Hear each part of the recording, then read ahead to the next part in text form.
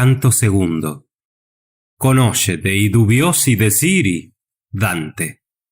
Un grande número de galeras se hallan fondeadas en la bahía de Corón, e innumerables luces brillan en toda la ciudad. El Bajá Zeide da una función para celebrar de antemano la próxima victoria que no duda conseguir sobre los piratas, a quienes debe cargar de hierros. Así lo ha jurado por Alá y por su espada.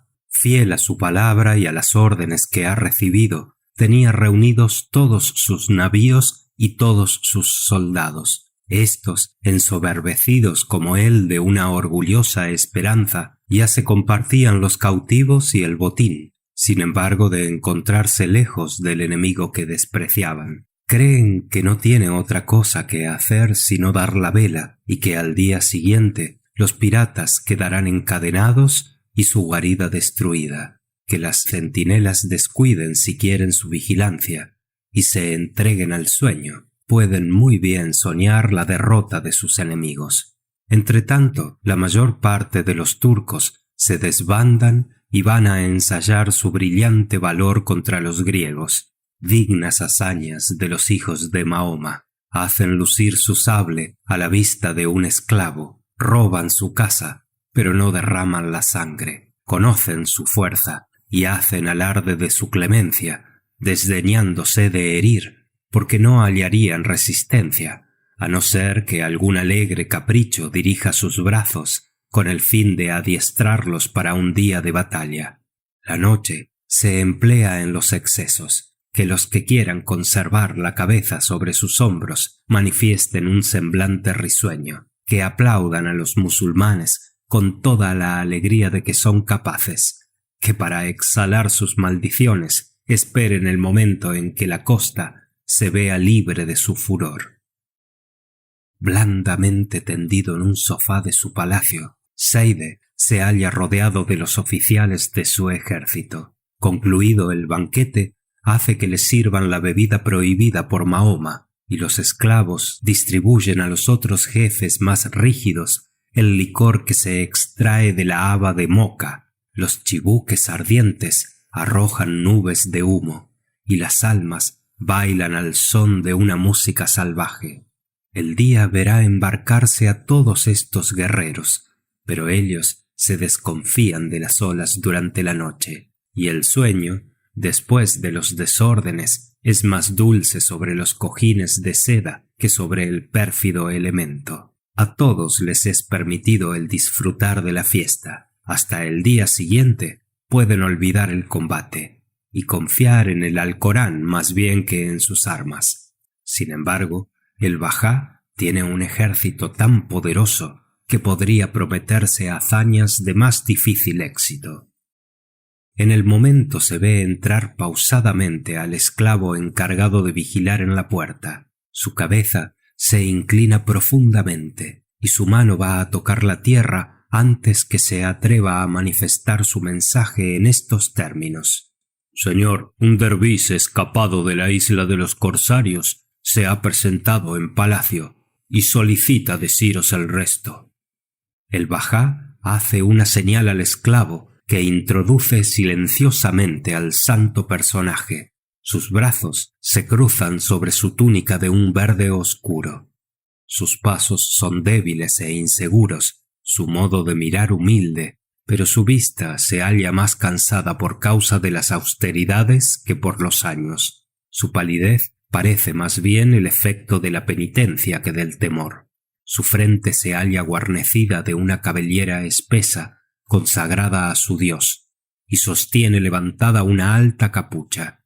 Una larga barba cubre su pecho, en el que su corazón no palpita sino por el amor del cielo. Modesto, pero no tímido, repara sin cortarse las miradas curiosas de los que le examinan para adivinar el objeto de su sumisión antes que el Bajá le permitiese hablar. ¿De dónde vienes, dervish? He huido de la isla de los piratas. ¿Desde cuándo? ¿En qué paraje fuisteis aprisionado? Me había embarcado en el puerto de Escalanova sobre un navío mercante que daba la vela para Escio. Pero Alá no nos favoreció. Los corsarios se apoderaron de nuestro navío y nos condujeron prisioneros. Yo no temía la muerte, ni tampoco tenía riquezas que perder, y solo podía quitarme mi libertad. Finalmente, la barca de un pobre pescador que descubrí durante la noche me volvió la esperanza. Huí y encontré aquí la seguridad. Cerca de ti, poderoso Bajá, ¿quién podrá conocer el temor? Oh, ¿qué hacen los piratas? ¿Se preparan para defender sus peñascos y su botín? ¿Tienen noticia de esta expedición que debe destruir a sangre y fuego una guarida de serpientes? Bajá, los ojos de un cautivo, ocupados en llorar su libertad, apenas pueden espiar a los que le retienen en los hierros, y el único ruido que llegaba a mis oídos era el estremecimiento de las olas que se negaban a transportarme lejos de mi prisión.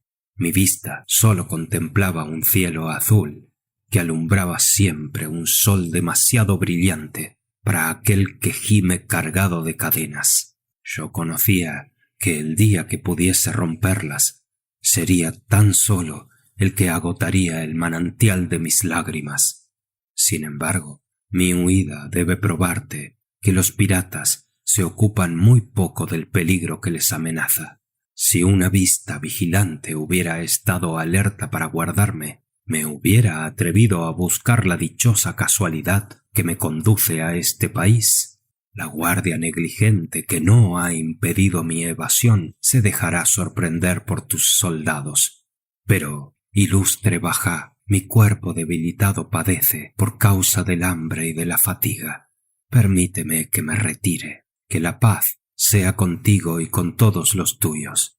Yo debo obedecer a la voz de la naturaleza, que me pide alimento y reposo. No te vayas, dervis. Todavía tengo que preguntarte. Siéntate y oye mis preguntas. Yo lo mando.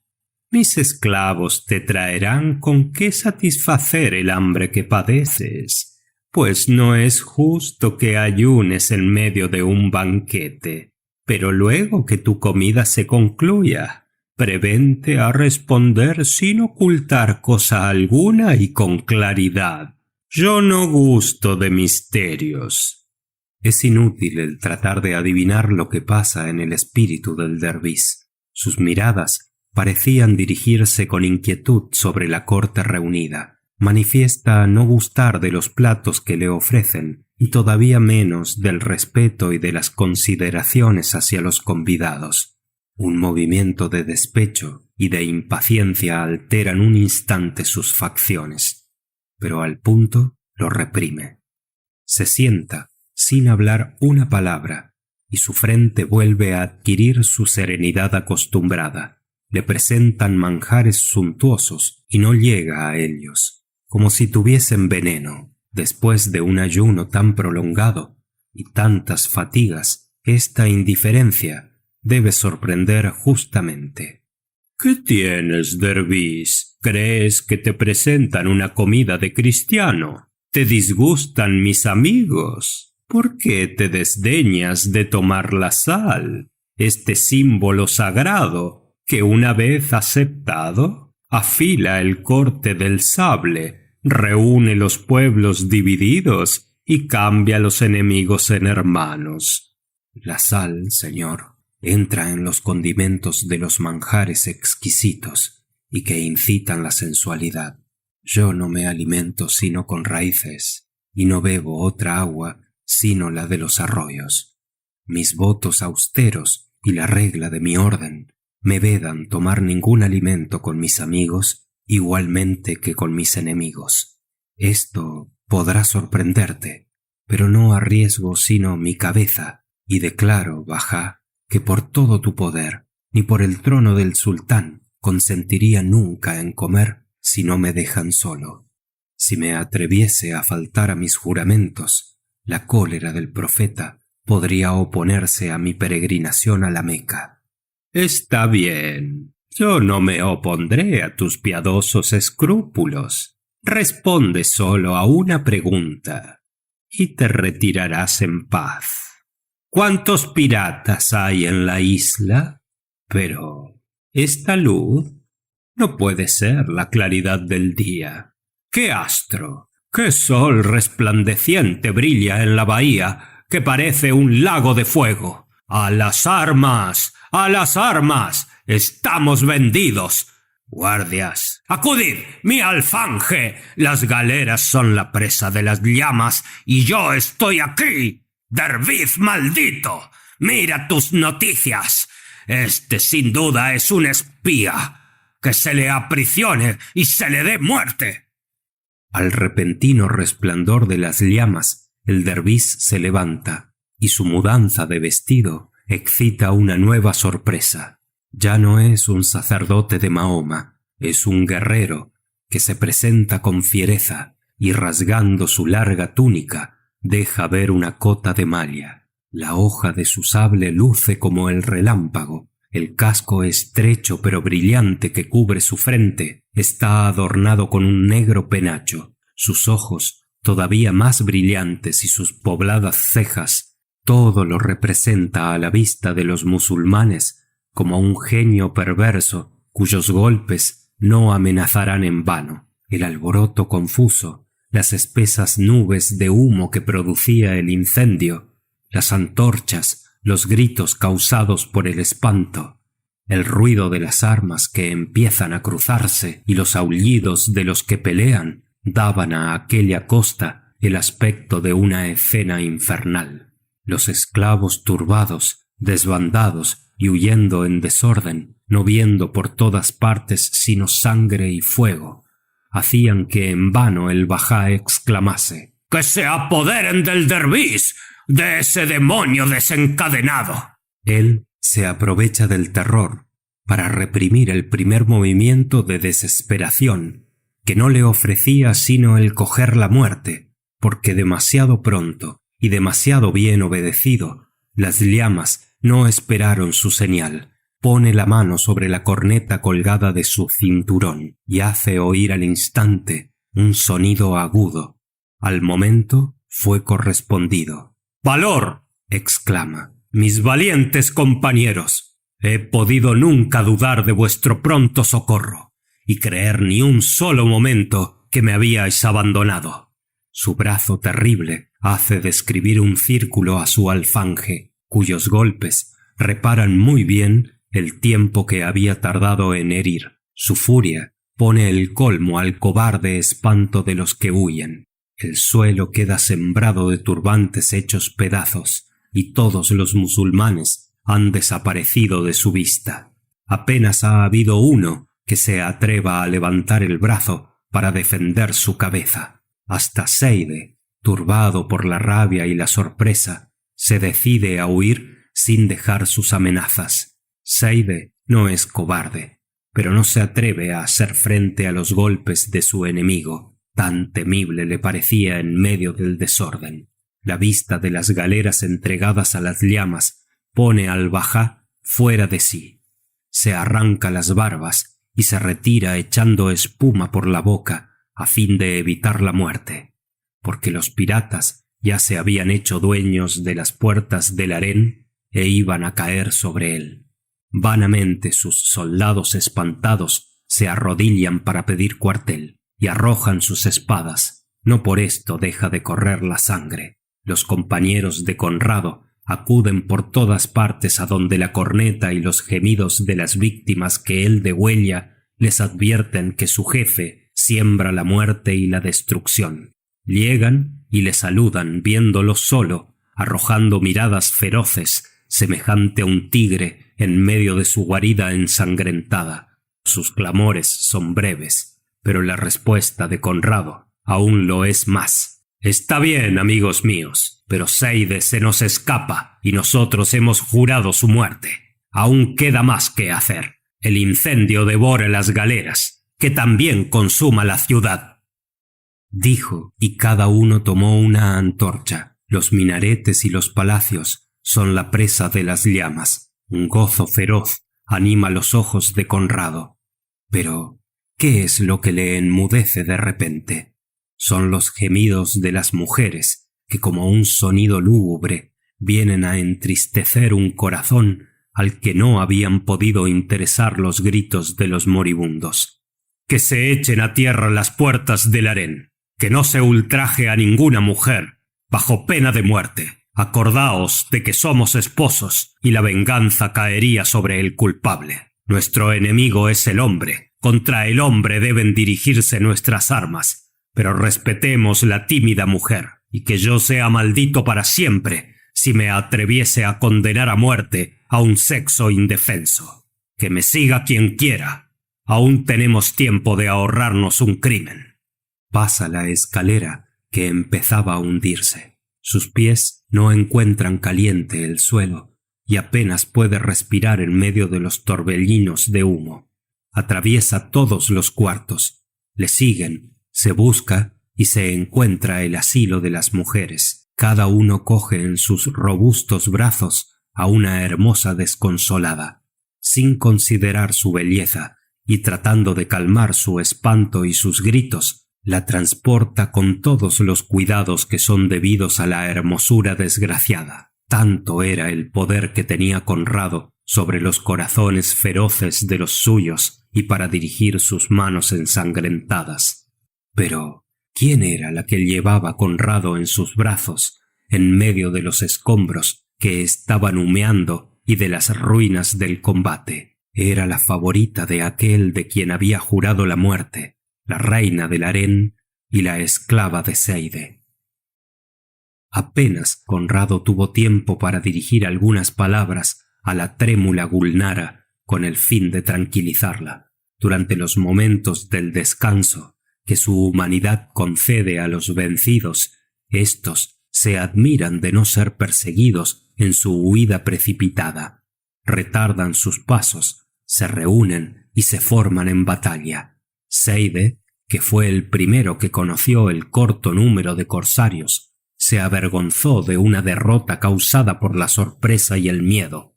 ¡Alá! ¡Alá! Este era el grito repetido de la venganza. La vergüenza se cambió en rabia de vencer o morir, y nuevos arroyos de sangre van a reconquistar la victoria. El furor de los vencidos va a renovar el combate, y los vencedores van a defender sus vidas. Conrado conoce el peligro y ve a sus compañeros atacados por tropas recién llegadas. ¡Un esfuerzo!, exclama, ¡para abrirnos paso! Sus soldados se reúnen, cargan, ceden y todo queda perdido.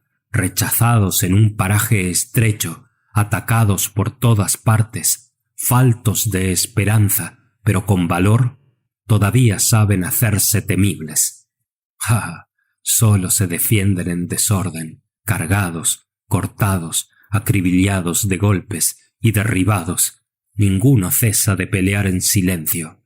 Caen porque se han agotado sus fuerzas y no por haber sido vencidos, y ensayan el dar el último golpe hasta que el alfanje se escapa de sus manos heladas. Antes de empezar el combate, Gulnara y las mujeres del harén habían sido puestas en seguridad, según las órdenes de Conrado, en una casa de la ciudad, en donde enjugaron las lágrimas que les había hecho derramar el miedo de la muerte y de los ultrajes. Entonces fue cuando la joven Gulnara, que tenía unos hermosos ojos negros, acordándose de los pensamientos que la habían agitado durante su espanto, se admiró de la cortesanía que manifestaban los dulces acentos de Conrado. Le parece muy extraño que este pirata lleno de sangre tuviese una figura más amable que Seide en los transportes más tiernos. El bajá amaba como si su esclava debiese estimarse por muy dichosa del don de su corazón. El corsario se había ofrecido como un protector y había tratado de calmar sus temores, como si este homenaje fuese uno de los derechos de la hermosura. Yo experimento, se decía Gulnara, un deseo quizás culpable, pero cuán cruel es para una mujer el experimentar vanamente el vivo deseo de volver a ver a este jefe valeroso a fin de reparar a lo menos lo que el temor me ha hecho olvidar, y para darle gracias de haberme conservado una vida que el Bajá, mi amante, no cuidó de asegurar.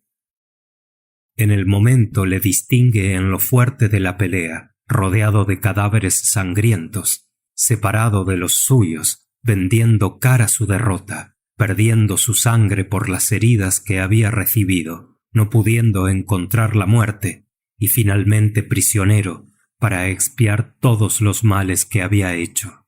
Se le conserva la vida, pero es para hacerle padecer, mientras que la venganza invente horribles tormentos. Se detiene su sangre, pero es para hacérsela derramar después gota a gota, porque Seide quisiera verle siempre moribundo. Era este el hombre que ahora poco marchaba triunfante y que se hacía obedecer con un solo movimiento de su mano ensangrentada. El mismo es, desarmado, pero no abatido, sintiendo solamente haber conservado la vida. Sus heridas son demasiado leves, aunque hubiera besado con mucho gusto la mano que se las hubiera hecho mortales. ¿Es posible que ningún golpe haya terminado sus días, cuando todos los que él ha dado han causado la muerte? ¡Ah! Con cuánta amargura siente los rigores de su inconstante fortuna, cuando las amenazas del vencedor anuncian los suplicios espantosos en los cuales van a expiarse sus crímenes. Pero el orgullo que ha guiado su brazo le ayuda a disimular. La feroz compostura de su rostro le da más bien el aire de vencedor que el de cautivo. Sin embargo, de haber agotado sus fuerzas por los trabajos de la jornada y por la sangre que ha perdido, hay muy pocos entre los que le rodean cuyas miradas manifiesten tanta tranquilidad como demostraban las suyas. Aquellos a quienes su brazo había contenido empezaron a animarse y a hacer oír sus cobardes clamores, pero los valientes que lo han visto de cerca no insultan al que les ha hecho temblar, y los guardias feroces que lo conducen le admiran en silencio, penetrados de un terror secreto. Se hace venir un médico, pero no es la piedad la que lo llama. Se quiere saber lo que podrá resistir la vida de que goza todavía Conrado. Se le encuentran bastantes fuerzas para cargarle de hierros y para esperar que no será insensible a los dolores. Mañana, sí, mañana debe ser al ponerse el sol, cuando se dará principio al suplicio del palo, y al regreso de la aurora, sus verdugos irán a ver el efecto de sus tormentos. Se escogió el más largo y el más cruel, el que reúne a todas las angustias, la de una sed que la muerte retarda a apagar, mientras que los cuervos hambrientos revolotean alrededor de la estaca fatal. «Agua, agua», exclama el desgraciado. El odio se la niega, porque si bebe, muere al momento. Esta es la muerte que se prepara al arrogante Conrado. El médico y los guardias le han dejado solo con sus cadenas. ¿Cómo podrán pintarse los sentimientos que le agitan? Él mismo tendría mucha dificultad en definirlos. Existe, sin duda, un caos tenebroso y una guerra interior del alma, en cuya situación se mezclan los elementos y combaten confusamente, cuando de repente se oye el tardío ruido de los remordimientos que exclama, pareciéndose a una furia infernal: «Yo te había advertido». ¡Ah! Es cuando ya no hay tiempo. Inútiles reconvenciones. Un alma indómita que sabe sufrir con valor deja el arrepentimiento a la debilidad. Ninguna cosa puede conmoverla, ni aun en la hora terrible en que se descubre enteramente en medio de las memorias que la asaltan por todas partes, sin que una pasión o un pensamiento dominante pueda apoderarse de ella y hacerle olvidar los otros. Los sueños de la ambición se desvanecen, el amor conoce sus pesares, la gloria y la vida se ven amenazadas a un mismo tiempo. Es forzoso renunciar a la alegría que se esperaba, y no se puede satisfacer el odio y el desprecio contra aquellos para quienes nuestros males son una satisfacción. Lo pasado no representa ninguna esperanza, y el porvenir acude demasiado rápidamente para ocuparse del cielo o del infierno. Cuántos pensamientos y cuántas palabras que, sin que jamás hayan sido olvidadas, nunca se han ofrecido a la memoria con tanta importunidad. Cuántas que en otros tiempos nos parecían insignificantes o amables, y cuya reflexión severa nos acusa, como de otros tantos crímenes. El sentimiento del mal no es menos amargo porque haya estado mucho tiempo oculto.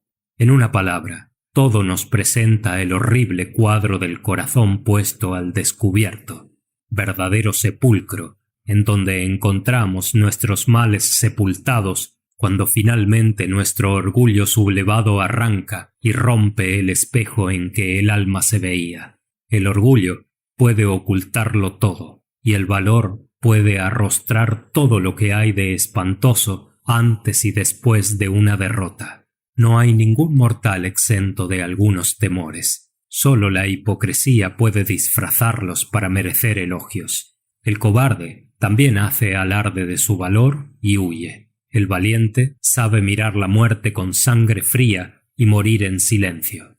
Él ha previsto el fin de su carrera y ha preparado tan bien su corazón que cuando la muerte se acerca, le cuesta muy poco el ir a recibirla. Lo más alto de una torre elevada fue el paraje que escogió Seide para encerrar a Conrado. Su palacio se hallaba reducido a cenizas, y esta torre servía a un mismo tiempo de asilo a su corte y de prisión al cautivo. El corsario no tiene que murmurar contra la sentencia del Vaja. Si éste hubiese vencido, hubiera experimentado la misma suerte. En un calabozo solitario, Conrado se atreve a descender al interior de su corazón culpable, y no existe sino una idea que no se determina a arrostrar. ¿Qué sucederá a Medora cuando sepa estas tristes noticias? Penetrado de este pensamiento, levanta las manos y aprieta con rabia los hierros que las oprimen. Después, de repente, tratando de hacerse ilusión o de engañarse por medio de falsas esperanzas, se esfuerza a sonreír pensando en su desgracia. Y bien, exclama, que Seide ordene mi suplicio cuando quiera o cuando pueda. Tomemos el descanso que me es necesario para este día fatal. A estas palabras, arrastrándose con trabajo hacia la estera, y sean cuales fueren sus desvaríos, se duerme luego. Apenas era medianoche cuando había dado principio el combate. Los proyectos que había meditado Conrado fueron ejecutados tan prontamente, y el demonio, protector de la mortandad, supo aprovechar tan bien el tiempo, que hubo muy pocos crímenes que no hubiesen sido cometidos en esta noche funesta. 1 hora bastó a Conrado para disfrazarse, descubrirse, vencer, ser vencido, prisionero y sentenciado, siendo alternativamente corsario sobre las olas, general en tierra, enemigo terrible y humano, encerrado en un calabozo y entregado al sueño. Este sueño parecía tan profundo que apenas se le oía respirar. Muy dichoso si hubiera sido el sueño de la muerte. Pero ¿quién se acerca a su prisión silenciosa? Sus enemigos se han retirado y no tiene amigos en aquel país. ¿Es un ángel enviado del cielo para anunciarle su perdón? No, es un ser mortal bajo la figura de una divinidad. Su mano de alabastro sostiene una lámpara que tiene cuidado de tener retirada, temiendo que la luz repentina de la claridad no hiera los párpados de aquel que no puede abrir los ojos sino al dolor y cerrarlos enseguida para siempre. ¡Qué hermosura es esta a quien se advierten unos ojos negros y una frente tan hermosa, adornada con las trenzas de una cabellera que se halla sujeta con lazos de diamantes? ¿Cuál es ese talle aéreo cuyo pie desnudo tiene la blancura de la nieve y como ella cae silenciosamente sobre la tierra? ¿Cómo ha podido penetrar hasta aquí a pesar de los guardias y de la noche? Preguntad más bien lo que puede una mujer a quien inspiran la juventud y la compasión como a ti, hermosa Gulnara. Gulnara no ha podido dormir, y mientras que el Bajá dormita, ocupándose hasta en sueños de su terrible prisionero, se escapa de su lado después de haberle quitado el anillo que le sirve de sello, y el mismo con que ha adornado algunas veces su dedo por entretenimiento. Provista de esta señal preciosa que los guardias deben respetar, atraviesa las filas de soldados medio dormidos sin ser apenas preguntada. Estos, cansados por la fatiga del combate, hubieran envidiado el descanso de Conrado. Su cabeza titubea y cae a cada momento sobre su pecho. Sus miembros están perezosamente tendidos. Han cesado de vigilar y se contentan con levantar un momento los ojos sobre el anillo que se les presenta, sin cuidarse de la mano que lo trae. Gulnara se admira. Duerme, dice, mientras que unos lloran su derrota, otros los golpes que ha dado, y mientras que mi inquietud guía hacia él mis errantes pasos. ¿Qué repentino encanto ha podido hacérmelo tan apreciable? Es cierto que yo le debo la vida, y que a todas nos ha salvado del fuego del incendio. Reflexiones tardías, pero silencio. Su sueño se interrumpe. Con cuánta pena suspira. Vedle ya despierto. Conrado levanta la cabeza, y sus ojos, deslumbrados por la claridad, dudan lo que ven. Sus manos se mueven, y el ruido de las cadenas le advierten tristemente de que vive todavía.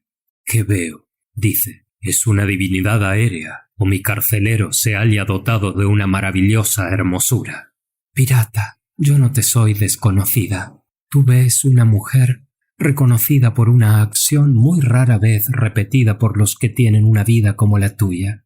Mírame, y acuérdate de la que salvaste de las llamas y de tus soldados aún más temibles que ellas. Vengo a verte en medio de las tinieblas.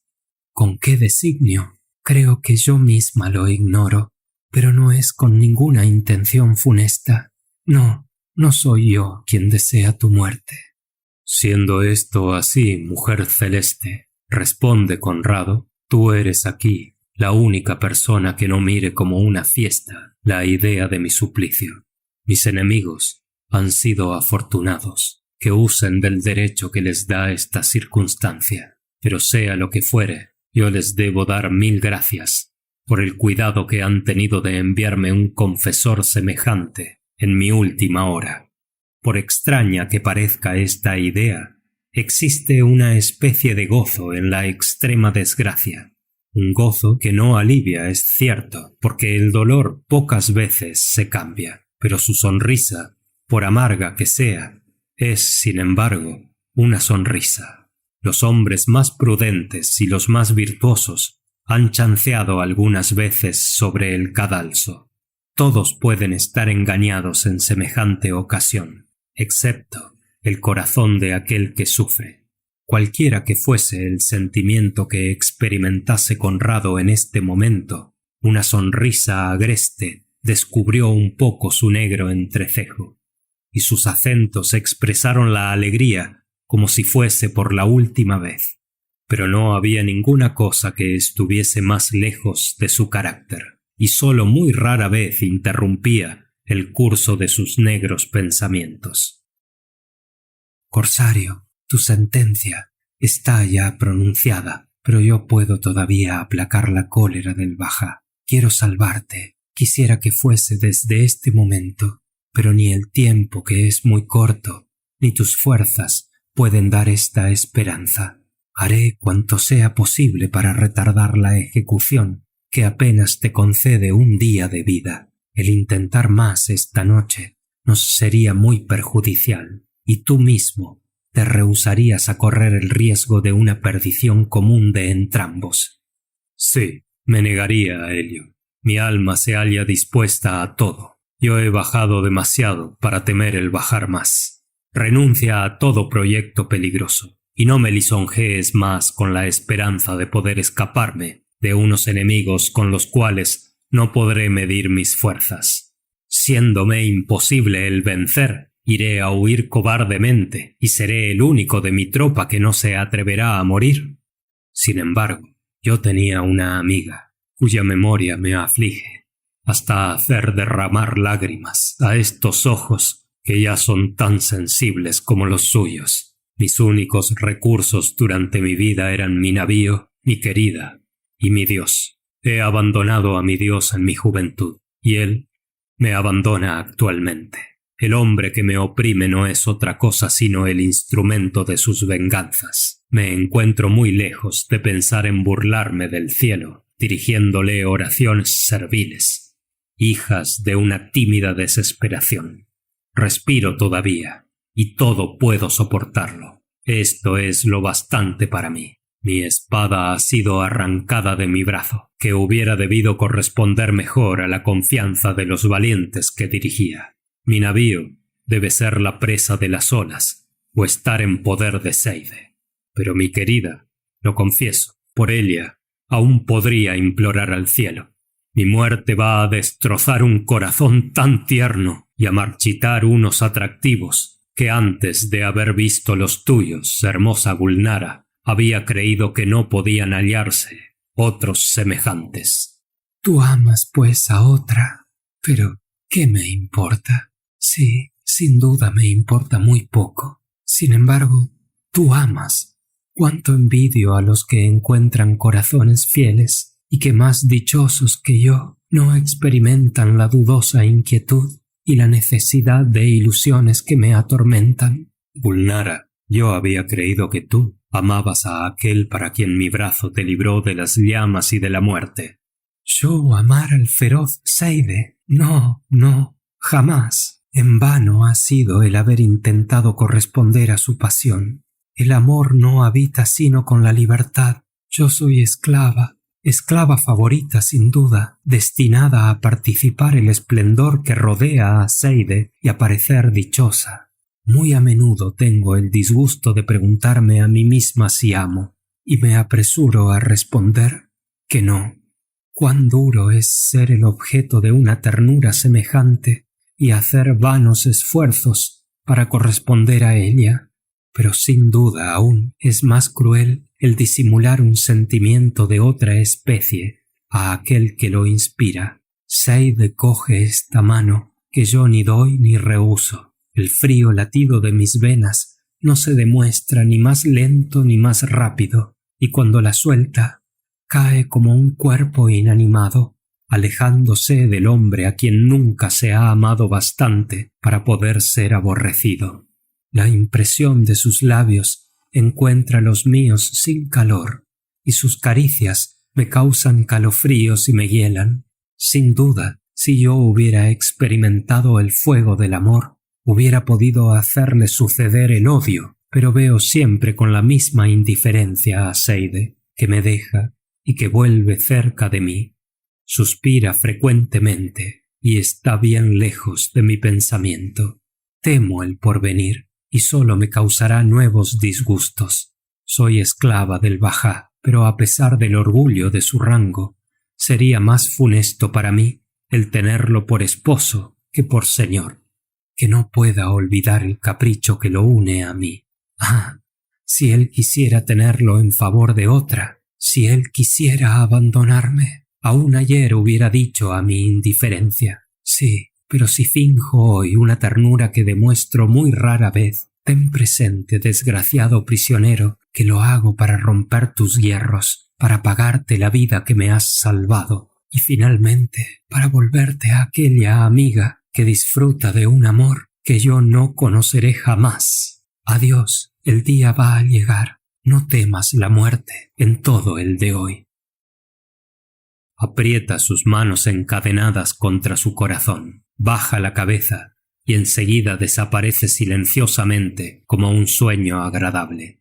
¿Era sin duda Gulnara quien estaba allí? Conrado estaba en efecto solo. ¿Qué perla brillante es la que ha caído sobre sus hierros? Es una lágrima sagrada derramada sobre los males de un desgraciado, y que la compasión ha dejado escapar como una perla pura, trabajada por una mano celeste. Oh, lágrima demasiado persuasiva, la que deja correr los ojos de una mujer. Tú eres un arma con la cual la debilidad sabe enternecer y subyugar, y que alternativamente te sirve de lanza y de escudo. Mortales, desconfiaos de la vista de una mujer desconsolada. ¿Qué es lo que ha podido hacer huir un héroe y quitarle el imperio del mundo? Una tímida lágrima de Cleopatra. ¡Ah! Que se perdone la falta de Antonio.